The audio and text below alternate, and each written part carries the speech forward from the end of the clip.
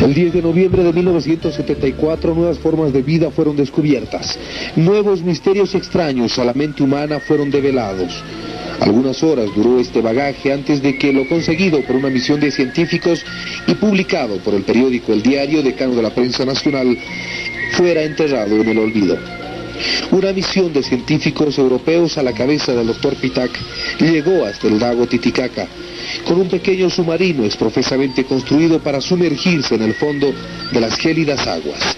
Imbuidos de estudios antropológicos y arqueológicos sobre las ruinas de Tiahuanaco y lo que representó su gente, Pitac comenzó su travesía a través del lago Sagrado, muy cerca al santuario de Copacabana. El submarino, luego de algunos minutos, ingresó, según el relato, en una estela oscura que no permitía ver más allá de los instrumentos. Paulatinamente pasó el tiempo, comenzó a observar animales característicos de la zona del océano, los mismos que de alguna extraña manera se habrían adaptado en las aguas del lago Titicaca. Continuó la misión descendiendo. Reclamando el fracaso, el científico se encontró con una sorpresa que marcaría su vida. Tocó tierra. Fue entonces cuando una especie de caverna se iluminó. Pitac describe haber llegado a una zona totalmente seca, misma que era el inicio de una galería tenuemente cubierta de vapores de coloración distintos. Impresionado por el repentino cambio, manipuló sus instrumentos de comunicación para tomar contacto con la superficie, sin tener éxito alguno. El descubrimiento de este paraje en el fondo del lago Sagrado le llamó la atención, pero lo llenó de temor por lo inexplicable del acontecimiento. En medio de las profundidades encontrarse un lugar totalmente seco. Fue entonces que decidió bajar y enfrentar sus temores. No pasaron más de algunos segundos después de tocar tierra cuando empezó a escuchar una voz, descrita por él mismo como gruesa y parca, la misma que le decía: Estás multiplicándose pavorosamente por la carrera del mero sensualismo y comiendo no solo vegetales, sino todos los productos de los reinos inferiores. Cuando el hombre transponga su endero egoísta, herencias de razas superiores, hombres superados, y que gran parte de ellos habitan otros planetas, y al mérito de su evolución, jamás faltará al hombre lugar para habitar en lo inconmensurable del cosmos. Pasado este contacto auditivo, Pitac quedó anonadado por algunos minutos. Asombrado, después de los mismos, pretendió ir más allá de esta estructura rocosa, encontrándose a metros nada más con un laboratorio de máquinas científicas, hasta ahora no conocidas por el hombre. Instrumentos que fueron descritos por él mismo en los varios relatos que llevó adelante como de otras civilizaciones cósmicas. En pocas palabras, encontró un laboratorio extraterrestre. Las máquinas se encontraban funcionando. No pudo ingresar más allá de este paraje. El tiempo y el temor se lo impidió. Retornó prácticamente ese instante a la máquina, al submarino que lo transportaría nuevamente hasta la superficie. Este relato es totalmente verídico. Se encuentra escrito en el periódico El Diario del 10 de noviembre de 1974. Una vez que la misión europea de científicos se enteró de todo el relato que Pitac vivió en el fondo del lago Titicaca, el gobierno boliviano, por algún extraño motivo, le quitó el permiso para continuar investigando en aguas bolivianas. Este fue el motivo por el que simplemente los descubrimientos asombrosos que llevó adelante el europeo quedaron en el olvido. Se encontró en el fondo del Titicaca, lo que nos hace suponer que en estos instantes continúan estas estructuras, una especie de laboratorio científico extraterrestre. Y no se podrá saber hasta que otra misión científica pretenda seguir los pasos de Pitac. El temor del gobierno boliviano a ir más allá de lo actualmente conocido por el hombre impidió que las investigaciones pudieran seguir adelante.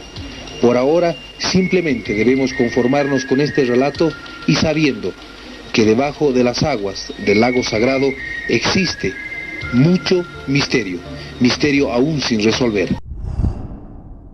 Estamos solos en el universo.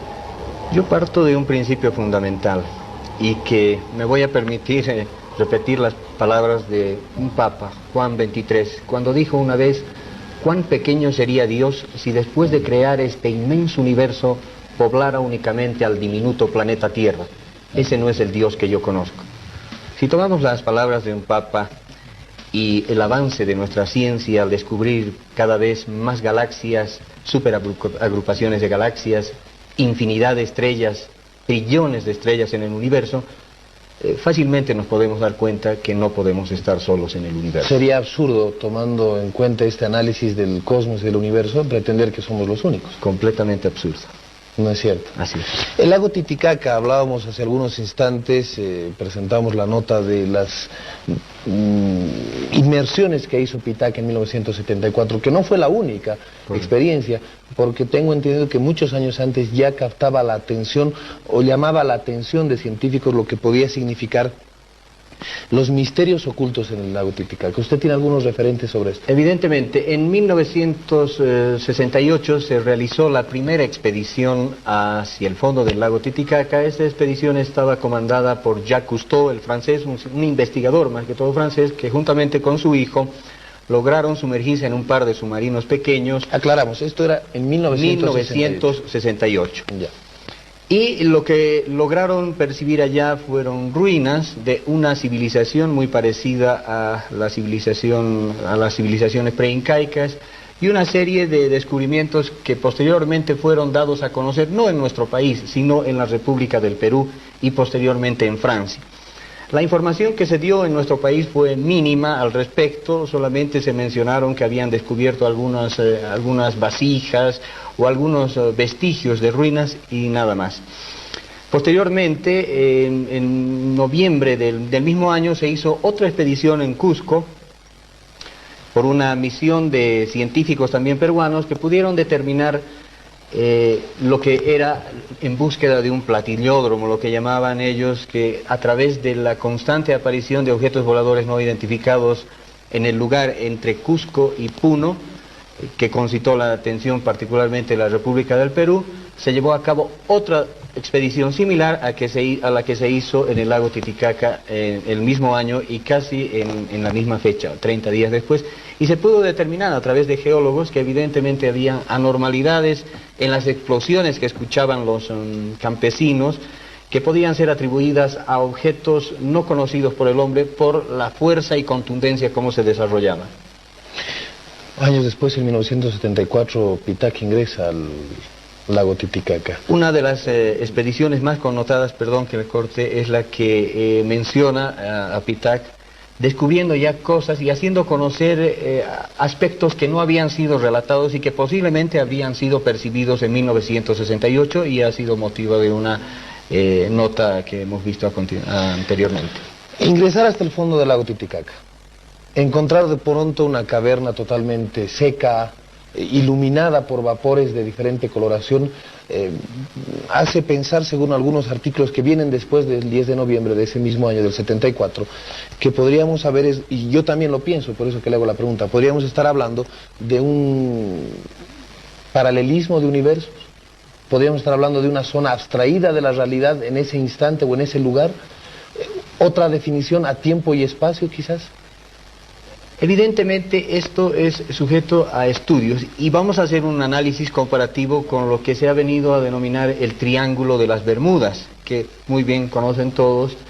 Este lugar específico tiene características sorprendentemente ajenas a lo que el hombre conoce: desapariciones de aviones, desapariciones de barcos, y las personas mismas que afirman haber estado en situación especial al desaparecer un barco o al desaparecer un avión, han experimentado casualmente lo que este investigador ha experimentado en las profundidades del lago Titicaca. Entonces, si hacemos un poquito de comparación, podríamos estar hablando de algo que comúnmente no se habla, pero que se está estudiando a través de lo que se llaman universos paralelos o dimensiones completamente ajenas a nuestro conocimiento, pero que posiblemente sean ciertas y existan.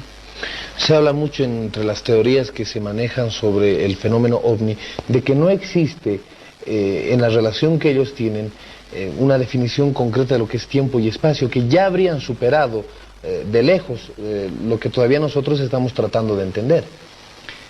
En realidad nuestra ciencia está con miras hacia ello.